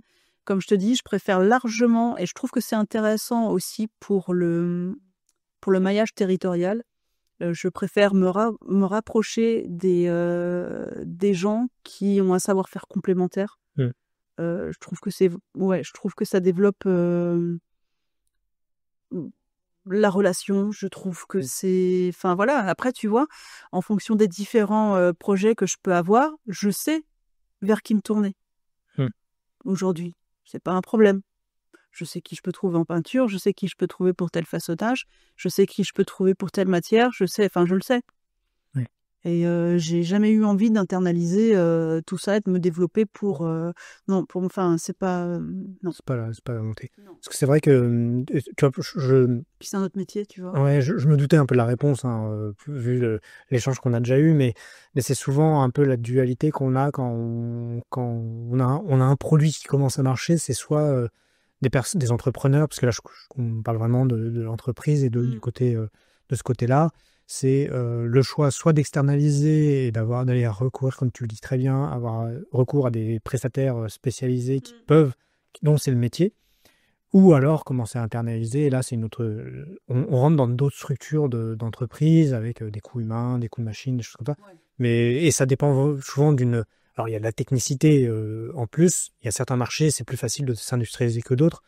Mais il y en a certains, sûrement comme le tien, où ça peut être compliqué. Ça demande des très, très gros coûts d'investissement qui peuvent. Ça fait des grosses barrières, des barrières à l'entrée assez fortes. Donc, faut le vouloir ou faut pas le vouloir, quoi. Ouais, mais c'est vrai que, tu vois, la sous-traitance, je veux dire, ça nécessite quand même une attention aussi.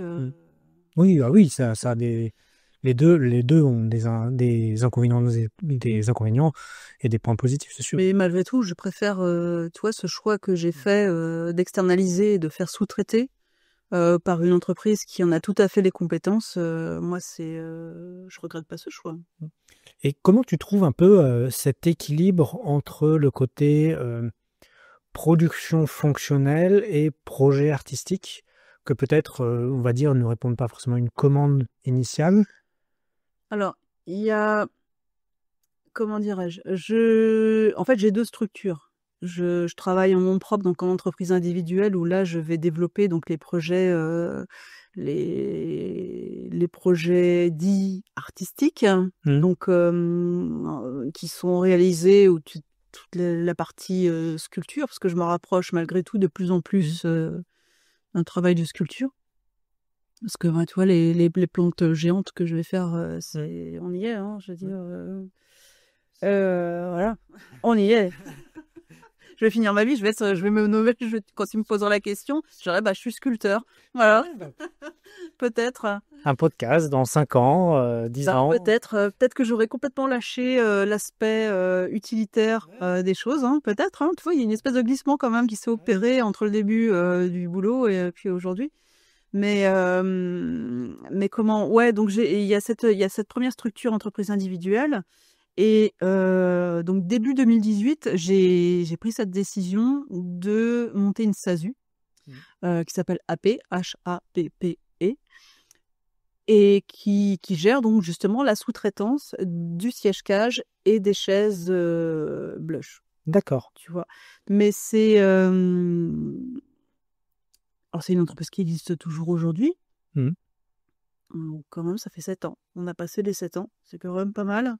Un bel anniversaire. Ouais, mais tu vois, c'est ce qui a motivé cette décision, ce choix, c'est que ça faisait déjà un moment que le siège-cage existait, qu'on continuait à m'en demander, que je voyais bien que cet objet avait un potentiel pour durer, puisque des gens dont c'est le boulot me l'ont dit aussi. Donc en fait, ma décision a été nourrie aussi de tous les retours qu'on a pu me faire. Et conjointement à ça, quand j'ai fait cette chaise pour Blush, Parce que je me suis dit: «Bon, voilà, je vais pas monter une boîte juste pour faire produire la cage, quoi», tu vois? C'était, enfin, pourquoi, quoi? Et en fait, cette chaise-là, quand, du coup, ça a été l'occasion de la faire produire en série, c'est là où je me suis dit: «Bon, OK, bon, bah, je lance une structure qui regroupera, en fait, la sous-traitance des objets mobiliers». D'accord. Donc de la partie, tu vois, tout ce qui est, enfin, toute la partie «utilitaire» entre guillemets, quoi. Voilà. Et du coup, c'est avec cette boîte que comment marche un peu la structure? Sans rentrer dans le chiffre, hein, c'est pas ça qui m'intéresse, mais c'est plus le mécanisme. Est-ce que c'est, AP, le nom de la boîte, c'est AP. AP qui vend la chaise, ou c'est en faisant appel à un sous-traitant pour la construire, ou c'est, le sous-traitant qui la vend et toi tu récupères une licence Non, ou? c'est AP. Et là où aujourd'hui, tu vois, beh, ça c'est pareil, c'est un questionnement que je traîne depuis longtemps. Mmh. J'ai pas développé cette entreprise comme elle le devrait, tu vois? OK. C'est-à-dire que, il faudrait qu'il y ait un boulot commercial qui soit fait, tu vois? Pour Mmh. placer, les objets et cetera. Bon là, en fait, je produis quand on m'appelle, me dit: «Ah, est-ce que Mmh. vous avez des sièges-cages?» Bah oui, bon, bah voilà, on les fait, machin. Mais, et je sais que en fait, aujourd'hui, j'aimerais revendre tu vois? J'aimerais me séparer. OK. Annonce officielle, s'il y a des gens qui sont intéressés, des repreneurs. Mais, je me dis que, ouais, un siège-cache comme ça, on a du recul dessus, tu vois? Ça fait 12-13 ans qu'il existe. Mmh. Je continue à en expédier, à travers le monde. C'est un objet qui pourrait être, beaucoup plus présent quelque part. En tout cas, qui s'est déjà installé dans le paysage et qui a Mmh. vocation à perdurer. Et il y a tous les process sont au point et cetera. Et je me dis que si c'était vraiment entre les mains d'une boîte, toi, dont la spécialité, c'est par exemple le mobilier métallique, j'en sais rien moi, Mmh. Fermob, Tolix, et cetera, qui s'en empare. Oh, c'est moi. Pardon. Il y a pas de souci. Heu, C'est un peu un portable qui sonne, mais il y a pas de ah souci. mince, pourtant, je l'avais camouflé. Bon, et si c'était pris en main, par une plus grosse entreprise, placée dans un plan de commercial, Oui, oui. et cetera, avec tout ce qui va avec. Ça intégrait une ligne de produits, des choses Ouais, comme ça? c'est ça. Je me dis que ce serait vraiment chouette. En fait, j'aimerais bien Mmh. que ça arrive, même.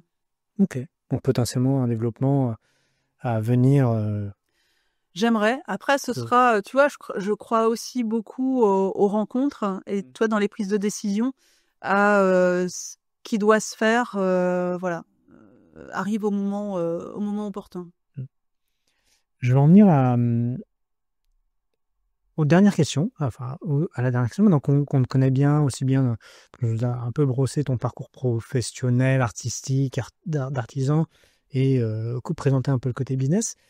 Est-ce qu'aujourd'hui, toi, et puis on en parlait tout au début du podcast, est-ce que tu as aujourd'hui un process de prise de décision? Alors je vais plutôt, on peut parler du côté artistique, mais plutôt du côté business, Mmh. enfin entrepreneurial, peut-être les 2 sont les mêmes, tu me diras. Vraiment un process de décision, de dire: «OK, bah, pour ma structure, quand je dois prendre des décisions, je réfléchis à peu près comme ça, comme ça, comme ça», ou C'est un mélange, tu vois? Juste avant que tu poses la question, je te disais, je crois aussi aux choses qui se présentent au moment Mmh. opportun. Et là, très concrètement, je vais illustrer, ma réponse par cette décision, que j'ai faite, fin 2024, de changer d'atelier. OK. Tu vois, j'étais installée dans un atelier, à 2 minutes de mon domicile, qui était plutôt assez grand, qui était, bon voilà, j'y travaillais, j'ai pu enfin, pendant 6 ans, j'ai pu travailler dedans. Mais bon, je sentais que j'arrivais quand même au bout de quelque chose parce que cet atelier était d'ailleurs aujourd'hui c'est toujours le cas, c'est toujours une ancienne menuiserie. Mmh. Donc il y a tu vois, en fait, j'ai évolué dans ce bâtiment de façon un peu anarchique à travailler dans des espaces au milieu d'éléments qui n'étaient pas les miens. J'ai pas pu trouver ma place ou développer, tu vois? Donc voilà. Je cherchais, enfin, tu vois, je me disais: «Bon, ce serait bien de trouver un autre lieu». Sauf que trouver un lieu, ça nécessite quoi? ça nécessite de prendre le temps de chercher, de se dire que ça va engager beaucoup de dépenses. Et là, tu vois, tu n'y vas pas que au feeling, quoi. Tu regardes si, en fait, concrètement, c'est le bon moment. Tu vois, c'est-à-dire qu'en fait, tu peux avoir des choses en tête. On parlait tout à l'heure de décision à prendre dans l'instant. Là, c'est pas une décision à prendre dans l'instant. C'est-à-dire que tu réfléchis, tu dis, ce serait bien que ça change. Ce serait bien que je déménage, que les choses évoluent. Bon, mais quand tu fais un déménagement d'atelier, clairement, c'est pas une partie de plaisir.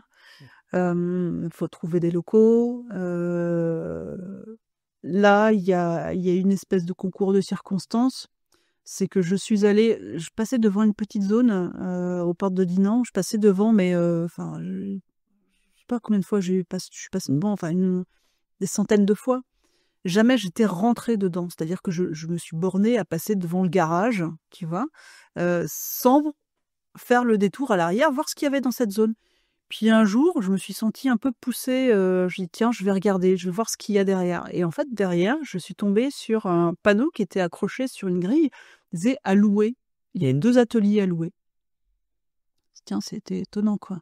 Je prends le numéro de téléphone, bon, ça reste dans un coin du cahier, etc., etc. Bon, j'y repense, je me dis, est-ce que c'est bien, est-ce que c'est le bon moment, tu vois, parce que il faut quand même que financièrement, derrière, il faut pouvoir déménager, prendre, ça nécessite aussi potentiellement, si tu déménages dans un lieu qui est mieux équipé, plus grand, bah, forcément, c'est plus cher. Donc, c'est une charge mensuelle que tu vas devoir absorber. Tu vois, une charge plus importante. Bon, il y a tout ça. Ça, c'est la partie analytique comptable. Tu vois. C'est des chiffres. C'est les chiffres. Là, tu sais si tu peux ou si tu peux pas, quoi. Bon, là, avec l'année 2024 que j'avais faite, c'était possible. C'était possible, en sachant que je réfléchissais déjà à ce projet depuis un moment. Et bon, il y a un moment, il faut y aller, quoi. Tu vois, enfin, tu prends tes décisions, quoi. À un moment, il y a un moment, il faut agir, quoi. T'as étudié le cas, ça se passe J'ai étudié, bon, voilà, enfin, je voyais que c'était jouable, si tu veux. Maintenant, qu'est-ce qui fait que tu sautes le pas, en effet? Je pense que là, c'est ça, là, on n'est plus dans l'analytique, là, on est dans le ressenti. On est dans le ressenti. Et en fait, j'ai eu ce contact avec le propriétaire des lieux. Et j'ai senti quelqu'un qui était très ouvert et tout de suite, déjà humainement, je me suis dit que quelque chose était possible, en fait, que j'aurais pas regretté, en tout cas. Toi, il y a des gens avec lesquels tu regrettes d'avoir fait affaire. Et puis il y a tu regrettes de ne pas t'être écouté parce que tu savais que ça le ferait pas, en fait. Là, je me pose même pas cette question. Et je sais aujourd'hui, avec ce que cette personne a pu faire dans les locaux que j'ai pris, je me dis que je me suis pas trompée. Et donc voilà, j'ai décidé de sauter le pas, malgré les dépenses supplémentaires, parce qu'après ça engage aussi, tu vois, des frais de notaire, dépôt de garantie, etc. Donc là, ça a été un peu salé, si tu veux, à la fin 2024. J'ai eu beaucoup de charges qui sont sorties, mais je regrette absolument pas. Vraiment, là, je me dis, cette décision que j'ai prise était la bonne. Ouais, si j'en déduis un peu, entre guillemets, je mets des guillemets, vu que vous êtes à l'écoute, en fait, t'as quand même une grosse phase une phase d'analyse, d'études de choses très concrètes, comptabilité, des choses comme ça. Oui, mais qui est assez rapide, en fait. Oui, bah... Tu vois, quand tu bosses à ton compte, tu sais pertinemment. Si à moins d'être dans le déni, tu peux arriver, mais... tu connais l'état de ta comptabilité. Ouais. Quoi. Et après, tu as aussi le deuxième élément qui est... on en parle un peu moins, c'est aussi un peu le moment de se dire, allez, de sauter le pas, qui est, en l'espèce, dans ce que tu nous as raconté aussi, il y a une part de découverte et puis de rencontre humaine, parce que c'est aussi ça, qui, allié on va dire, aux signaux verts des choses plus analytiques, t'ont permis de faire le pas. Donc, ouais, c'est intéressant de c'est vachement important. Enfin, moi, je suis très ouverte alors, sans parler d'ésotérisme ou paranormal ou de ce que tu veux, mais je suis très ouverte à cette sensibilité, comment de se laisser porter par ce qu'on peut dire des signes, ou j'en sais rien, mais En tout cas, à l'intuition. Et est-ce que tu complètes tous ces éléments par des gens, je vais forcément rester flou, des gens qui t'accompagnent un peu, qui contribuent à la prise de décision, ou là, c'est vraiment toi seul qui prend, Non, qui réalise ça? c'est moi et moi seule, ce qui est pas Ok. toujours très confortable. Ouais, c'est compliqué, hein, Ce qui est pas toujours très confortable et puis, non, je t'avoue que, en revanche, je réfléchis, mais alors c'est pareil, j'aimerais bien être accompagnée. Hmm. Je sais que, pourtant c'est pas évident pour moi d'aller vers les gens, heu, mais heu, mais j'aimerais bénéficier d'un accompagnement. Hmm. Je sais pas, voilà, mais je crois que j'ai peur de me tromper. Enfin, je crois qu'on démarche pas les gens comme ça, genre: «Hey, tu voudrais bien m'accompagner?» Oui, alors, et puis là, Encore une fois, tu vois, c'est question de rencontre et si ça doit se passer, ça se passe, quoi. tu vois, moi, alors, je vais pas dire que j'accompagne les gens, parce que c'est pas vrai, mais ayant une expérience entrepreneuriale, j'ai aidé quelques personnes sur des premiers mois à monter un peu leur boîte, un peu les challenger, un peu les comme ça. Et enfin, c'est mon ressenti. Moi, c'est purement de l'humain, en fait. C'est une rencontre avec quelqu'un, il faut que ça fitte. Ouais, Et c'est parce que souvent, tu amènes à expliciter des choses très, très personnelles. Très personnelles, des situations très personnelles ou entrepreneuriales qui peuvent être un peu compliquées.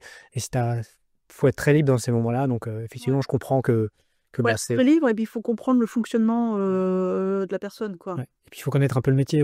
Alors, ça peut être un avantage de connaître le métier, ça peut être un avantage de ne pas connaître le métier, parce que ça permet parfois de poser des questions un peu stupides ou du moins un Non, peu mais basiques, mais non, mais je qu'il faut réfléchir. Non, mais au contraire, c'est bien parce que ça reprend ce qu'on disait au début, tu vois? Avec le fait d'avoir une solution à un problème. Mhm. En fait, une solution qui est Ouais. extérieure, en fait, à ce qui est attendu au départ, quoi. Puis des fois, il y a des choses qu'on fait par pratique, parce que dans un métier, on fait ça par pratique, et puis il y a quelqu'un qui n'est pas du métier qui va arriver, qui va dire, Ouais, pourquoi je fais ça? justement, et qui va regarder, qui va prendre le problème autrement et Ouais, qui va l'avoir avec son propre regard de non initié, quoi. Mm. Ça, c'est toujours intéressant. Bah oui, oui, mais Mmh. ok, mais c'est intéressant aussi. Je rencontre, pour être très franc, je rencontre beaucoup de gens qui, souvent des chefs d'entreprise un peu plus sur des structures, alors plus de services ou d'industrie, ont tendance à être plus facilement accompagnés. Mmh. Mais c'est vrai que moi, c'est quelque chose que je découvre, c'est les professions plus artisanales, artistiques, qui ont quand même un gros aspect business, parce qu'à un moment, il faut dire ce qui est, ça aussi un business derrière, Bah, oui, oui. sont moins accompagnés. C'est moins arrivé, ou alors par un expert comptable, ou des choses comme ça, mais plus accompagnés sur des questions financières. Ouais, puis Et alors les comptables, je veux dire, ouais. voilà. Tu as interviewé des comptables? Non, Je pense que ce serait intéressant. C'est c'est vrai. quand même une drôle d'espèce, les comptables. Ouais, ouais, alors j'en ai côtoyé quelques-uns parce que bah, forcément, ayant été dans l'entreprise, voilà, j'ai eu mon expert comptable et ça. Mmh. Enfin, une boîte d'expertise comptable, mais ouais. Mais oui, tu vois, c'est une très bonne idée. Je vais Ouais. creuser un peu ça, Oh, ouais. tu vois, j'ai des espèces de enfin, des espèces de professions. Non, excusez-moi, amis comptables. Non. Faut aimer bien quand même. Oui, oui. Et nous, baf, oui, pas tous. Non, mais clairement, c'est une profession, moi, qui Mm. m'interroge beaucoup. Mm. Pourquoi tu deviens comptable? Alors, je ne saurais pas dire parce que c'était pas du tout mon truc, mais Voilà. ouais. Eh ben, écoute, c'est une bonne idée. Je pense que je vais rechercher. Si vous êtes comptable ou expert comptable ou dans le milieu de la comptabilité, n'hésitez pas à me contacter. On peut échanger. Bah, ouais, ouais, je pense que ça peut être intéressant de se mettre, se creuser, un chemin dans le cerveau, d'un comptable. Dernière question, et puis après, je pense on arrêtera ce podcast. Au vu de ton expérience, de ton vécu, quel, quel est, toi, le conseil que tu donnerais, prise de décision ou pas, à toute personne qui veut se lancer? Alors, pas forcément dans le même secteur que toi, mais toi, quel serait le ou les conseils que tu aimerais donner si on te disait ça au début de ton aventure? Bah, je pense qu'il y a une constante, c'est d'être tenace.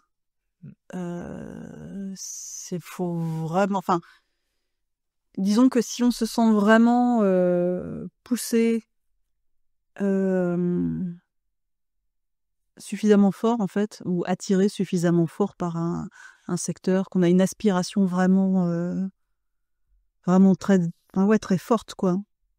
Faut pas lâcher l'affaire, faut jamais lâcher l'affaire en fait. Les circonstances après évoluent tellement vite dans le monde dans lequel on est aujourd'hui.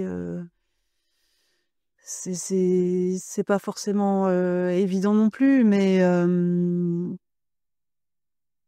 si on croit, enfin je sais pas, si on croit fort en quelque chose, faut y aller quoi.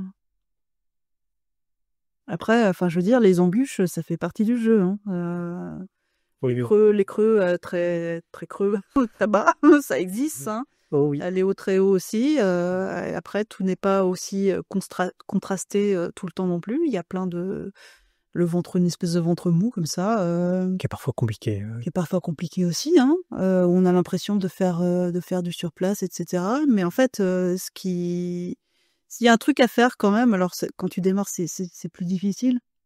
Mais il y a quand même un truc à faire, c'est de s'arrêter, de regarder derrière soi pour se rendre compte de ce qui a déjà été parcouru.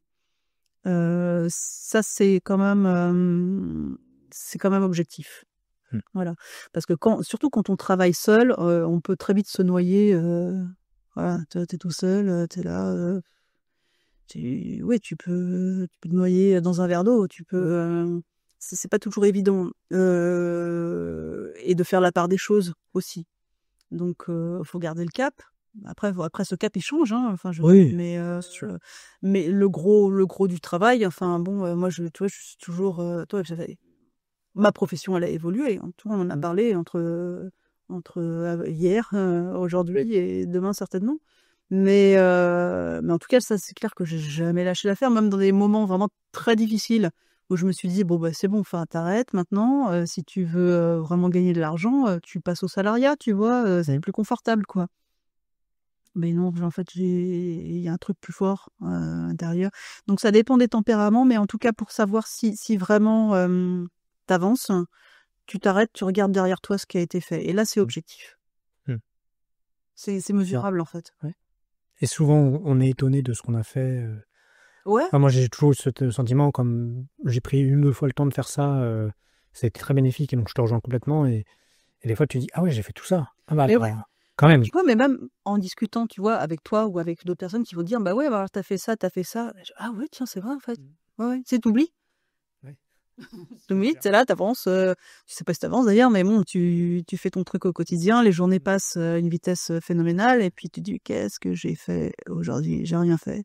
Et qu'est-ce que j'ai fait?» Bah, hein, tu t'arrêtes, tu regardes, tu fais: «Ah si, si, il y a des choses qui ont été faites, qui ont été réalisées». Complètement. Voilà. Super, super conseil, je pense. Bah, quand tu démarres, c'est certainement plus difficile. Oui, mais c'est bien de l'entendre, de dire de s'accrocher. Parce que souvent, Ah ouais, non mais oui. à un moment, c'est toujours, si on et il faut surtout pas lâcher, je rajouterais même ça, mais c'est un peu, je pense, mon propos, c'est pas lâcher à la première embûche. Ah non, mais ni à la deuxième, ni à la troisième, Et oui, l'autre, hein. Ah non, mais c'est vrai, hein. Je veux dire, bon, sauf à s'entêter, oui, il y a une mesure à bien, voilà, ça c'est il faut quand même avoir aussi sans doute des éléments, sur lesquels s'appuyer, avoir des retours aussi extérieurs sur ce qu'on fait. Tu vois? Pas écouter non plus les avis de tout le monde, mais il faut se faire confiance aussi. Faut se faire confiance dans ses prises de décision, pas écouter les avis de tout le monde, mais quand même, enfin, je veux dire, i on sait les gens qui vont avoir un regard, déjà bienveillant, et sans chercher à vous encourager à tout prix, genre: «Mais si, c'est bien ce que tu fais. Si, si, c'est bien», alors qu'en fait non. Mais voilà, il faut savoir aussi se reposer si c'est possible sur des gens qui nous connaissent et qui sont capables d'avoir comment dirais-je? un avis ou Ouais, c'est ça. peuvent donner un retour sur lequel on peut s'appuyer C'est ça. ou s'appuyer soit pour, aller dans le sens, soit pour rebondir. Ouais. En tout cas, bon, c'est sûr que si ça marche pas, faut chercher les causes, savoir pourquoi ça marche pas. C'est sûr. Pourquoi il y a des problèmes, pourquoi les embûches, ça dépend pas toujours de nous. Non, ah non, mais souvent, alors ça peut arriver, mais ça peut ne pas être le cas aussi. Mais ça peut ne pas être le cas aussi. Et bah, super. Et bah, voilà. Merci beaucoup. Bah, merci François. Et puis, ah oui, dernière question et on finira sur ça. Où est-ce qu'on peut si on veut te contacter, comment on peut le faire? Bah, c'est très simple, hein. Déjà, j'ai un nom, suffisamment bizarre, pour que quand on le tape, même avec des fautes, ça me sorte, hein, et que ça renvoie sur mon site internet Anouchka Potvin. .com ou sur mon compte Instagram. J'ai un compte LinkedIn aussi que j'aimerais développer davantage, mais bon, j'y vais pas souvent. J'ai un peu de mal. C'est un univers. Voilà. Enfin bon, j'essaie de travailler tout ça comme il se doit. Faut pas que ça demeure, enfin ça s'installe comme une corvée. Mais en tout cas, voilà, c'est vous tapez mon nom sur un moteur de recherche, quel qu'il soit, et puis voilà, vous tirez le fil. Et vous aurez les liens dans la description du podcast si vous voulez les voir Voilà. directement. Avec plaisir. En tout cas, faut m'appeler, faut on convient d'un rendez-vous, on parle, voilà. C'est ça. Très bien. Super. Et ben merci beaucoup, Anoucha. Merci beaucoup. Et puis à très vite. Merci pour cette invitation. Waouh, un épisode bien riche, comme d'habitude. Tellement riche que je vous propose de faire un petit débrief pour retirer les quelques éléments que moi j'ai retenus et surtout, n'hésitez pas à me dire ce que vous en pensez. Allez, le petit débrief. Ce qui m'a particulièrement marqué avec cet échange avec Anouchka, c'est sa franchise. Sa franchise pour mettre en avant le fait que elle, en tant qu'artisane, elle n'avait pas envie absolument de se lancer dans le côté industriel, dans ce côté de répétition. Et donc, elle va aller prendre des décisions pour chercher des personnes spécialisées et pouvoir continuer, développer son activité, tout en elle restant dans son cœur de métier et dans sa vocation qu'est la création et la réalisation de pièces à petite échelle. Et ça, c'est très intéressant parce que beaucoup d'entreprises, on croit toujours que beaucoup d'entreprises souhaitent se développer, s'agrandir, faire de plus en plus de choses. Et pourtant, Anouchka en est le parfait exemple, c'est que c'est pas le cas pour tout le monde. Malgré ça, elle a quand même une volonté de se développer, de continuer à faire des choses, et elle va chercher à faire ces choses tout avec ses convictions personnelles. Et ça, moi je trouve ça très très intéressant. Et pareil, deuxième point que je trouve particulièrement intéressant, et comme je peux le dire dans le podcast, c'est quelque chose que moi j'ai vécu à travers mon première entreprise, c'est tout simplement cette transformation d'artisan vers de l'artiste qui se fait peu à peu. Et là, Anouchka, on sent bien qu'elle est dans ce process. Lorsqu'on regarde un peu son site internet, on sent bien qu'il y a des choses encore très côté artisanal, volonté de travailler sur ces choses-là, et également de passer un peu du côté artistique, du côté un peu j'invente les choses, je fais les choses qui me sortent de la tête, c'est pas des commandes et de ça. Et ça, moi je trouve ça très intéressant comme démarche, et j'ai adoré voir ce moment de développement, et j'adorerais refaire un épisode avec Anouchka une fois qu'elle aura soit complètement évolué en tant qu'artiste, soit changé et fait autre chose. Voilà, c'est fini. J'espère que vous avez apprécié cet épisode du podcast, et dernière petite chose avant de vous laisser partir. Je souhaitais savoir s'il vous était possible de me mettre 5 étoiles sur iTunes ou de liker le podcast. Voilà, ça aide toujours, ça fait du bien. N'hésitez pas à le partager d'ailleurs sur tous les réseaux sociaux que vous avez. Ça peut être utile à tout le monde. Et puis sur ce, je vous dis à la semaine prochaine. Salut, ciao.